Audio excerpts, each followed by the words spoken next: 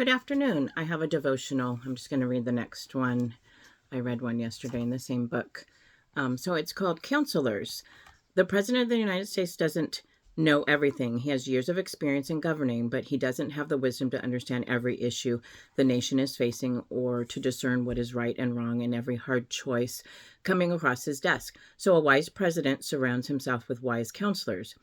He'll consult experts in foreign policies, the military, economics, politics, and communication. He'll make the final decisions, but he will ensure that those decisions are informed by multiple advisory boards. In the same way that you need guidance from one wise friend or mentor, you'll also want to surround yourself with experts in the things that matter. Some will be wise in love, some in choosing a career, some will offer wisdom in how to heal or how to let go. Ultimately, you'll make the final decisions, but be humble enough to shape those decisions through the wisdom that surrounds you. The verse is Proverbs 15:22. Without counsel, plans go awry, but in the multiple of counselors, they are established. So yeah, just another thing about wisdom, and that it really is important to seek that wisdom. There are people that you meet and know in your family, friends, even strangers that have wisdom. They have years of experience, maybe in a career, maybe in love, maybe in, certain things that you don't really know a lot about. And so it is wise to ask other people their opinions, how they did things, and how it worked out for them.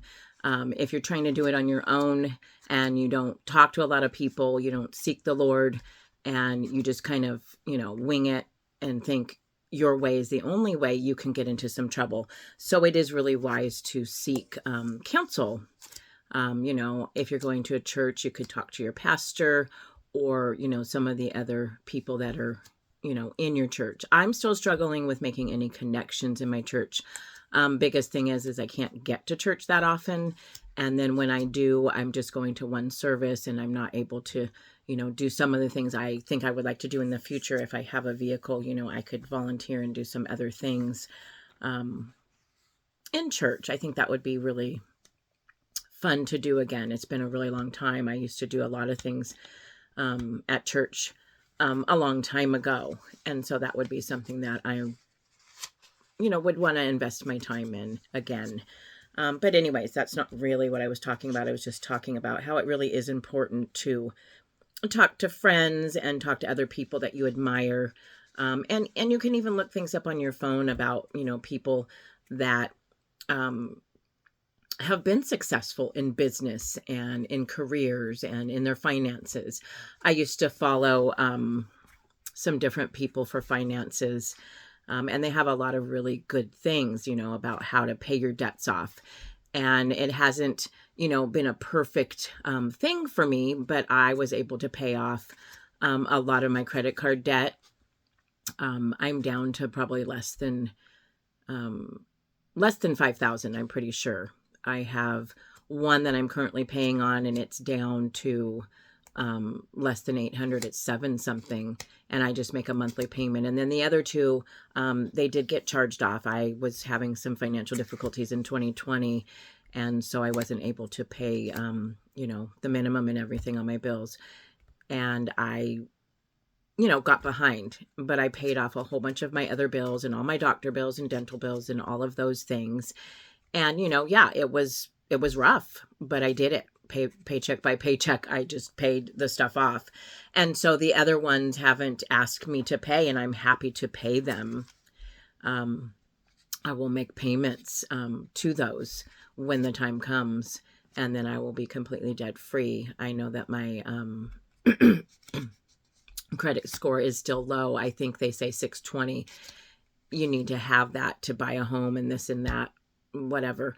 Dave Ramsey says the credit score is not something you want to have. You want to pay everything in cash, buy your vehicles in cash, even your house if you can. And he's like, if you can't afford your house, sell it. If you can't afford your vehicle, sell it and buy something, that can get you to A and B and back home again, just something that you can drive. And so those are really good thoughts. Are you living in your means? Or are you living outside of your means? Are you always, just making it paycheck to paycheck. I mean, right now, with making the little amount that I make every week, it is pretty much paycheck to paycheck. And I've just really been seeking the Lord and praying about, the next move for me in the new year. I'm already making the decision to work an extra day and see how that goes. But if the Lord leads me, I may be back, working full time again. Probably at the place I'm at, unless the Lord shows me something different. And maybe even full time. I don't know. These are just things that I have been thinking about and praying about, and asking him to show me an opening, whether it's where I'm currently working the same area or somewhere else in the store or even another job. I'm listening to him and seeking his counsel, and I haven't made a move yet, excuse me. But yeah, I just want to remind you that,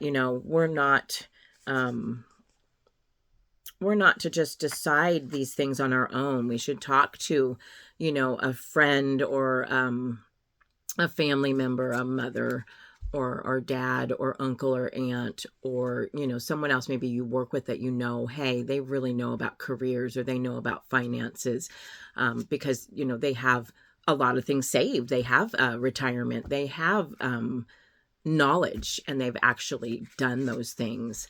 And then as far as careers, they really know what they're doing when they're doing a job and learning how to do it smarter, work smarter, not harder, and slow and steady does win the race, and that you can accomplish many things when you just, take your time and do those things. You don't have to be the very best employee. I mean, yes, you want to get there on time. You want to do your job, efficiently and do all the right things, but trying to be a people pleaser or, everybody likes me. You don't have to do those things. You can actually, for me, I do my work unto the Lord. I want to please my Heavenly Father. And so I'm working for him, whatever I do. I'm doing it for him. And so just some thoughts. I also wanted to say something. I'm not going to put a comment, but the moose video that I had on YouTube, that I put on YouTube, one of my shorts, it was like a minute. And I had somebody that said, oh, don't, try to get the Darwin Award, just walk away next time. So I want to say that I didn't do anything unsafe. It's actually more dangerous to drive here in Alaska because you always have that chance of having a moose dart out and hitting your vehicle, damaging you or your vehicle. And oftentimes when they do that, they will end up dying, the moose. And so I have been around moose for over 27 years. They used to come into my yard. They would come and eat our pumpkins. They would bed down in the back. I want to have a respectful fear that they are a wild animal, and I do. I respect them. And I'm not a hunter. My ex-husband, I believe he still does hunting. He hunts moose. And so I know a little bit about moose. And I was not close enough. And if I felt like it was going to dart at me or something, I definitely would not have done any filming. It was far enough back that I just wanted to get, a little bit on my camera so that I could upload the video. And so I wouldn't try to do anything like if there was a mom and a baby, I wouldn't do that. Maybe if I was in my vehicle and I was further off, I might if I was stopped. But I really do and feel that I am responsible when it comes to those kind of things, that I'm not trying to be a daredevil or do something dangerous to threaten my life. I've seen a lot of videos where, somebody's in their house and there's a moose coming up on their porch and, it's running at them or something and they're trying to get it on video. I've never done that. And I have videotaped or maybe just taken pictures of moose outside our window many, many years ago. And, they were just there eating some of the pumpkins in October or November. And so, yeah, I do have a respectful fear of these animals, and I'm not going to charge up on them or get too close to them. But I do plan on filming some more if I see them, if they're far enough away that I can film them. and I don't feel like, they're in charging mode. I've seen them enough to know when they're spooked or they feel like they are, gonna run at you. I stay further back, whether I'm in my vehicle or not, because I could be driving along and see one. And I've stopped and taken pictures and done, little short videos for myself. So I didn't really think that that was something dangerous. I will keep it in mind and be mindful of that. Because, I certainly don't want to get hurt. I don't want to have it charge at me, and I don't want to cause the moose any stress. But many, many people will stop, in their vehicles and take a picture or just look at the moose. So I really think the moose are familiar with us, with people and with vehicles and stuff. They're in our neighborhood. And I walk out there all the time. And I've seen some foxes and, there's dogs and even cats in the wintertime outside, and birds and things like that. So yeah, I just wanted to say that I will certainly be careful when I am outside. But I'm hoping that I will get to see another moose and do some more filming just quickly and for the, far enough back. I guess that's all I have to say. I hope that you have a really good day, and I will chat at you tomorrow. Okay, blessings. Bye.